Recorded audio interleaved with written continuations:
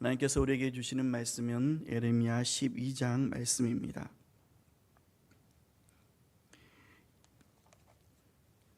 예레미야 12장 1절에서 17절의 말씀을 교독하겠습니다.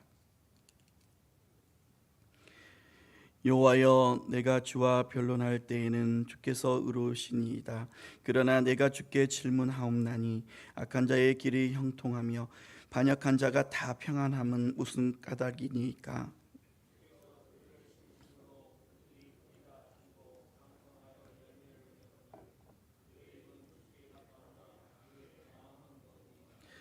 여호와여, 주께서 나를 아시고 나를 보시며 내 마음이 주를 향하여 어떠함을 감찰하시오니 양을 잡으려고 끌어낸가 같이 그들을 끌어내시되 죽일 날을 위하여 그들을 구별하옵소서.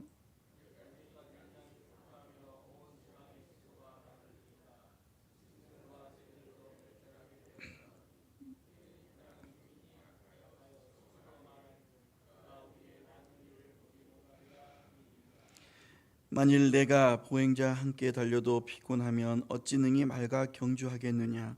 내가 평안한 땅에서는 무사하려니와 요단 강물이 넘칠 때에는 어찌하겠느냐?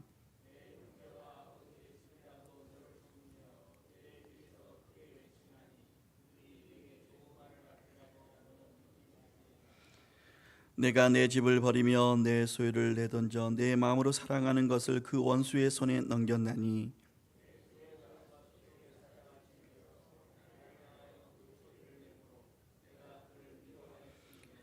내 소유가 내게 대하여는 문이 있는 때가 아니냐? 매들이 그것을 에워싸지 아니하느냐? 너희는 가서 들짐승들을 모아다가 그것을 삼키게 하라.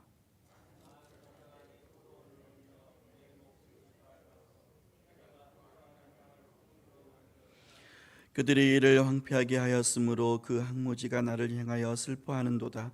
온 땅이 황폐함은 이를 마음에 두는 자가 없음이로다.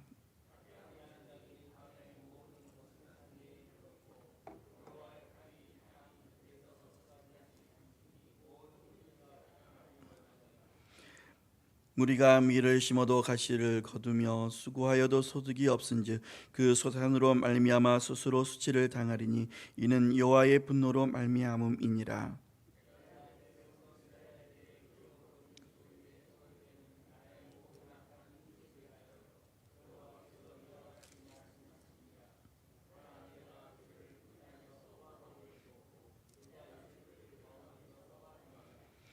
내가 그들을 뽑아낸 후에 내가 돌이켜 그들을 불쌍히 여겨서 각 사람을 그들의 기업으로 각 사람을 그 땅으로 다시 인도하리니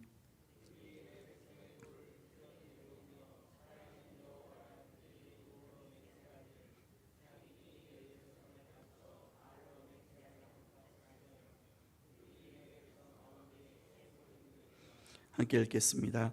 그들이 순종하지 아니하면 내가 반드시 그 나라를 뽑으리라. 뽑아 멸하리라. 여호와의 말씀이니라. 아멘. 우리는 세상을 살아가면서 불공평한 현실을 자주 목격합니다. 정직하게 살려고 노력하는 사람들은 고난을 당하고 반대로 부정한 방법을 쓰는 사람들이 성공하는 것처럼 보입니다. 이럴 때 우리는 하나님께 묻고 싶어집니다. 하나님, 왜 악한 사람들은 형통하고 의로운 사람들은 고난을 받습니까? 이런 질문은 아주 오래된 신앙적 고민입니다. 성경을 보면 욥도 이와 같은 질문을 던졌고 시편 기자들도 하나님께 이런 질문으로 호소했습니다. 그리고 오늘 본문의 예레미야 역시 같은 의문을 품고 하나님께 질문합니다. 오늘 본문은 선지자의 고뇌가 담긴 질문과 이에 대한 하나님의 답변, 나아가서는 이방 민족까지 포함한 하나님의 계획을 보여줍니다. 본문을 통해 이 시대를 사는 우리에게 주시는 교훈을 찾아보고자 합니다. 예레미야는 1절에서 4절에 하나님께 대하듯 질문합니다. 1절에 여호와여, 내가 주와 변론할 때에는 주께서 의로우시니이다. 그러나 내가 주께 질문하옵나니 악한 자의 길이 형통하며 반역한 자가 다 평안함은 무슨 까닭이니까? 예레미야는 하나님의 공의로우심을 인정하면서도 동시에 이해할 수 없는 점이 있다고 질문한 것입니다. 악한 자들의 길이 형통하며 반역하는 자들이 왜 다 평안합니까? 하나님을 경외하기는커녕 악을 행하고 불순종하는 자들이 오히려 잘 사는 현실을 보고 의문을 품었던 것입니다. 이처럼 하나님의 정의와 현실 사이에 모순이 있는 것 아니냐, 이런 의문을 품고 하나님께 질문을 합니다. 여기에 등장하는 악한 자들은 불의한 자들을 의미하는데, 이는 일반적으로 도덕적인 타락을 넘어서 하나님께 대적한 자들을 뜻합니다. 에레미야 시대에 왕과 종교 지도자들은 하나님을 떠나 우상 숭배와 부패에 빠져 있었습니다. 에레미야 6장 13절과 14절에 이는 그들이 가장 작은 자로부터 큰 자까지 다 탐욕을 부리며 선지자로부터 제사장까지 다 거짓을 행함이라. 그들이 내 백성의 상처를 가볍게 여기면서 말하기를 평강하다 평강하다 하나 평강이 없도다라고 했습니다. 당시의 제사장과 선지자들은 하나님을 섬겨야 할 사람들이 거짓을 말하며 백성들을 미혹했던 것입니다. 관료나 지도자들도 부정한 방법으로 백성을 착취하며 가난한 자들을 억압했습니다. 이처럼 악한 자는 단순히 도덕적으로 잘못된 사람들이 아니라 하나님의 법을 어기고 자신의 권력을 위해 백성을 속이며 우상 숭배를 조장한 지도자들을 뜻합니다. 반역한 자는 이제 배신과 비판한 자를 의미하는데, 여기서 말하는 반역은 단순한 정치적 반역이 아니라 하나님을 향한 반역을 뜻합니다. 유다 백성들은 겉으로는 하나님을 믿는다고 하면서도 실제로는 우상을 숭배하고 이방 문화에 동화되었습니다. 에레미야 7장에서는 백성들이 성전에 나와 하나님을 섬기는 척하면서 실제로는 바알과 같은 우상에게 제사를 드리고 있었음을 기록하고 있습니다. 백성들은 도덕적으로 타락할 뿐 아니라 약한 자들을 억압하고 거짓을 행하며 정직하게 살지도 않았습니다. 반역하는 자는 이처럼 하나님을 따른다고 말로만 할 뿐 실제로는 하나님을 떠나 우상을 숭배하고 불의를 행한 유다 백성들을 의미합니다. 에레미야는 계속해서 악한 사람들의 상태를 설명합니다. 2절에 주께서 그들을 심으심으로 그들이 뿌리가 박히고 장성하여 열매를 맺었거늘 그들의 입은 주께 가까우나 그들의 마음은 머니이다 라고 했습니다. 하나님께서 악한 자들을 번성하게 하신 것처럼 보이는데, 그들은 입으로만 하나님을 섬길 뿐 실제 삶에서는 그런 사람들이 아니라고 따져 물은 것입니다. 하나님께서는 이런 에레미야의 질문을 들으시고 이에 대한 답변을 주십니다. 5절입니다. 만일 내가 보행자와 함께 달려도 피곤하면 어찌 능히 말과 경주하겠느냐. 내가 평안한 땅에서는 무사하려니와 요단 강물이 넘칠 때에는 어찌하겠느냐. 하나님은 에레미야에게 지금 이렇게 작은 일에도 힘들어하는데 앞으로 더 큰 시련과 환난이 올 것을 그에게 말씀하신 것입니다. 당시 역사적인 배경을 보면 에레미야 당시 유다 왕국은 이제 바벨론의 침략을 코앞에 두고 있었습니다. 하나님은 앞으로 닥칠 더 큰 환난을 준비하는 의미로 에레미야에게 이처럼 말씀해 주신 것입니다. 7절에서 9절에 하나님께서 유다를 심판하실 것을 선포하는 내용이 이어집니다. 7절에 내가 내 집을 버리며 내 소유를 내던져 내 마음으로 사랑하는 것을 그 원수의 손에 넘겼다고 하십니다. 여기에서 버리다라는 말은 일시적인 포기를 말하는 것이 아니라 깊은 슬픔 속에서도 어쩔 수 없이 내리는 결정이 담겨져 있습니다. 하나님께서 유다를 버리시는 이유는 그들의 끊임없는 지악과 배반 때문이었습니다. 유다는 하나님의 사랑을 받으면서도 끊임없이 우상을 섬기고 지악을 일삼았습니다. 하나님은 그들에게 회개하고 돌아올 길을 여러 차례 주셨지만 그들은 끝내 회개하지 않았습니다. 8절과 9절에 내 소유가 숲속의 사자같이 되어서 나를 향하여 그 소리를 내므로 내가 그를 미워하였음이로라.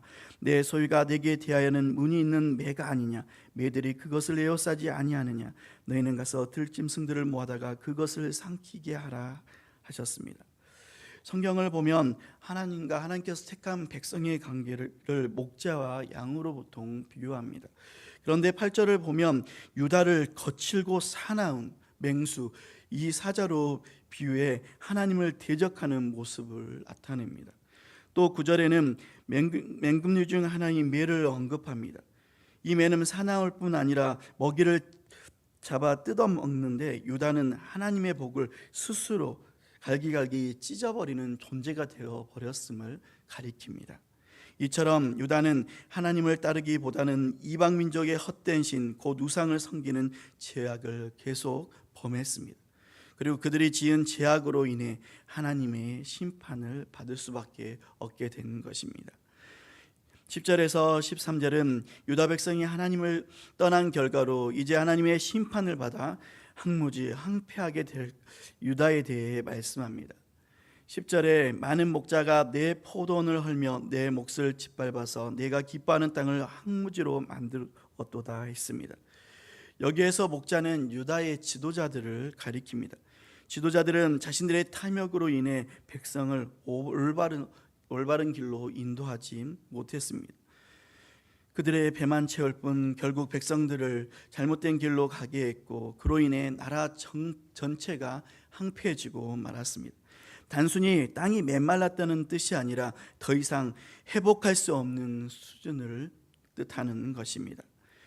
12절에 파괴하는 자들이 광야의 모든 벗은 산 위에 이르렀고 여호와의 칼이 땅 이 끝에서 저 끝까지 삼키니 모든 육체가 평안하지 못하도다 했습니다.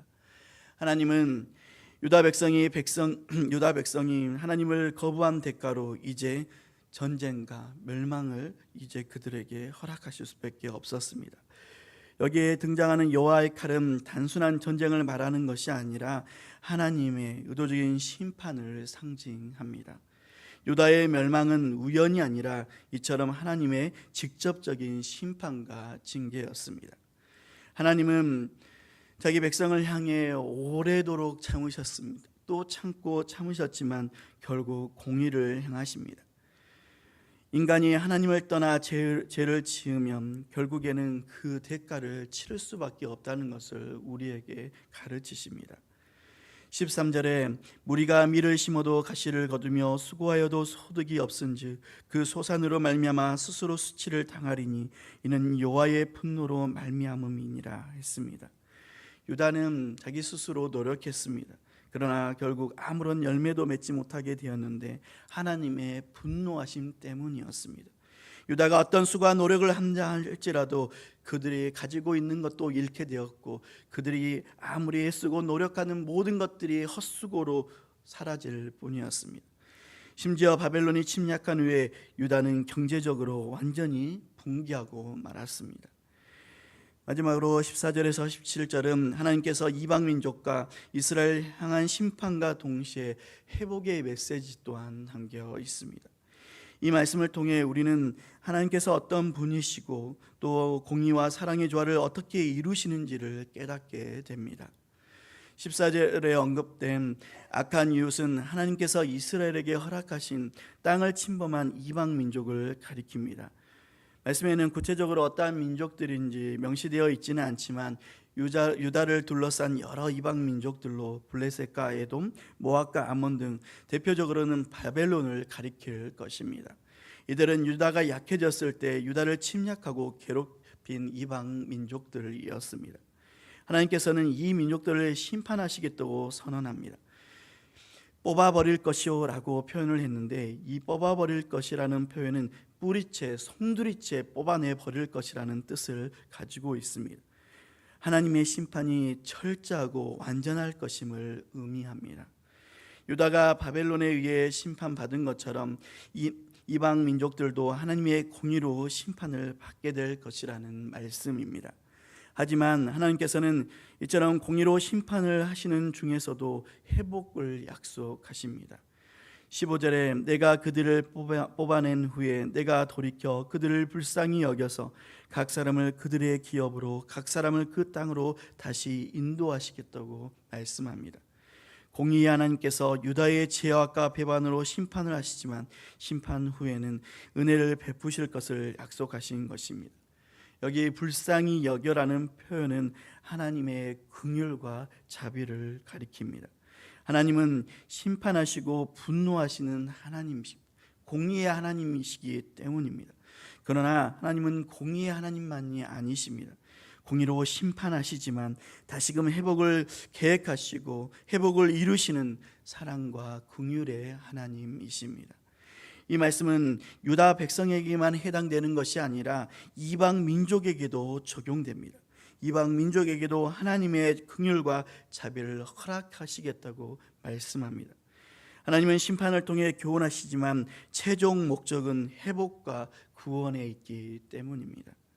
16절을 보면 하나님께서 이방 민족들에게도 하나님을 알게 될 기회를 주십니다. 여기에서 중요한 표현이 내 백성의 도를 부지런히 배우며입니다.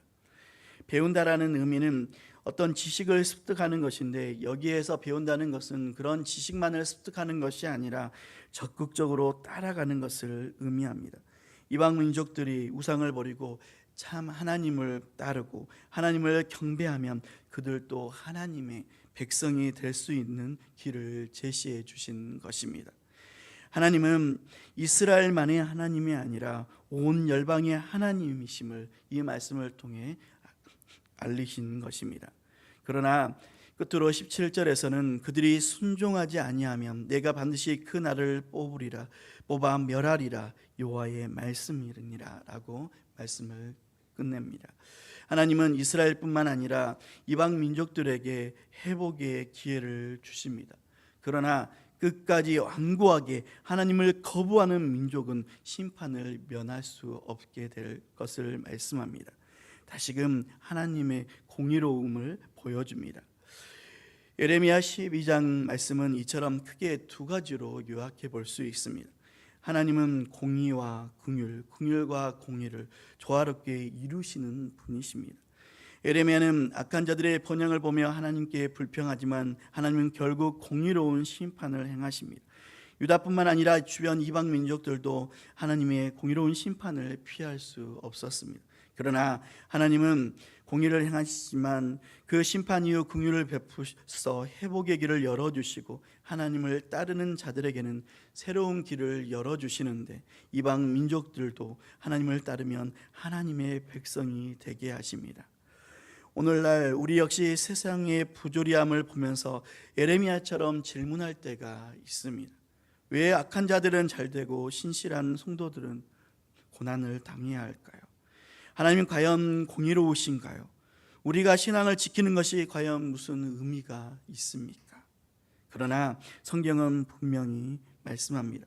하나님은 공의로우시며 결국 악을 심판하십니다. 또한 하나님은 단순히 심판하시는 분이 아니라 하나님은 회복을 계획하시는 분이십니다. 우리는 오늘 말씀을 통해 하나님을 향한 신뢰를 회복해야 합니다. 하나님은 공의로우시며 사랑이 많으신 긍휼의 하나님이십니다. 우리는 하나님을 온전히 의지하고 어떤 상황 속에서도 주의 말씀을 신뢰해야 할 것입니다. 오늘 또 하나님의 공의와 긍휼을 붙들고 구원하시는 복음을 행하고 전하는 사명자로서의 삶을 힘있게 살아가는 주의 권속들이 되기를 주님의 이름으로 간절히 소원합니다.